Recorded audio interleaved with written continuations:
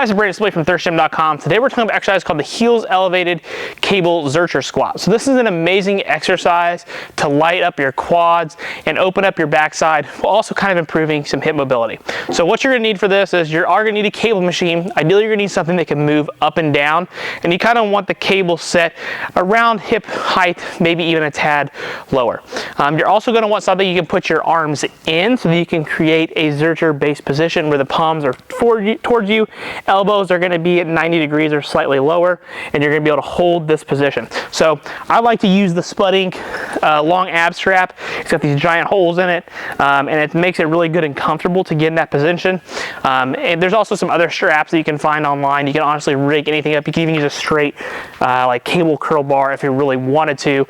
This is just a more comfortable variation. And then you're going to need something to raise your heels. I really like the prime squat wedges, but again, if you're in a pinch, you could certainly use 5 or 10 pound plates and still get a pretty similar training effect. So what we're going to do here is we're going to take the Spud ab straps, like I said, we're going to kind of put it around our elbows, get that Zercher base position. We're going to walk back. We're going to get in our squat stance, relatively hip width, maybe slightly wider. You don't want to be in a wide stance here, okay? So that's going to kind of defeat the purpose, which I'm going to talk about here in a little bit. We want to be about hip width, give or take. Palms are going to be towards us. The cable is going to pull our arms out in front of us. So what that's going to do is going to allow our backside to open up. We're going to get the serratus and get some obliques involved here by being in this position here, by letting it shift our center of gravity back. And then what we're going to do is we're going to just take a good quality breath in, exhale on the way up, and then go down as low as we comfortably can, both from a hip and a knee perspective. I have no issues going pretty much ass to grass, but you're just going to go as low as you comfortably can.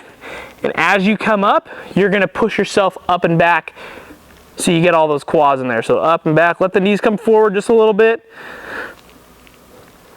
And you're just going to go up and down. Really trying to stay heel heavy as much as you can. Just like that, okay? Pretty simple in terms of execution. Now, the reason you would use an exercise like this is you're trying to push center of gravity for the body backwards. So if you've got somebody cranked through extension, they can't squat down to 90 degrees, they've got limited hip flexion, they got really bad internal, external rotation base measures, their squat just doesn't look all that great, but you're trying to help get them to squat.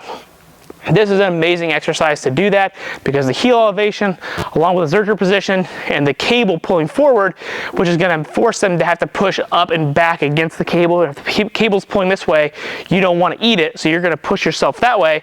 So again, that's going to do everything we can to push center of mass back while also keeping our backside good and open, so we're again not going to force that cranked extension position like we would if we had a barbell on our back here, right? So that's going to help open everything up, and then in return, your hips, shoulders, all that's going to feel a lot better as you do an exercise like this. This is also a great substitute if you don't have a way to drag a sled. So the reverse sled drag is awesome, not only for quad strength, knee health, and improving center of mass back as well, but you usually need some space and plenty of areas to drag it, and obviously have a facility that you can do that. And if you don't have that, that makes it a little tough. Where this is kind of a good in-between option.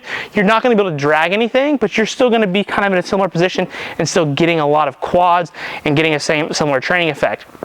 But the reason I also like this is if you happen to be somebody that's big and strong and you're doing a lot of squats, a lot of deadlifts, and you're doing things that are cranking you through that extended position all the time, this is a good way to offset that. So this could be a good accessory-based exercise to not only build your quads and build your legs up a little bit, but it's going to kind of reverse that action that you did during all of your training of being like this. It's going to kind of bring you back to a middle ground so that when you're done training, hopefully you're not feeling like your low back is actually crushing you when you drive home from the gym or what have you.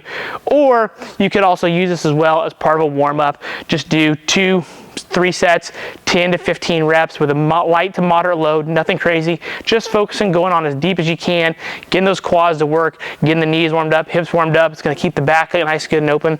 I think you'll find your squats and your deadlifts also feel better when you do an exercise like this. So again, it takes a little bit of ingenuity, but at the end of the day, this has been an exercise I've loved with a lot of our athletes. They're just cranked through extension all the time. They come after a long season. We do an exercise like this, and then immediately starts helping their hips and shoulders and stuff open back up. So then we're ready to start pushing the performance pieces. They're good and feeling better, and we're off to the races. So if you got any questions, leave them in the comment section.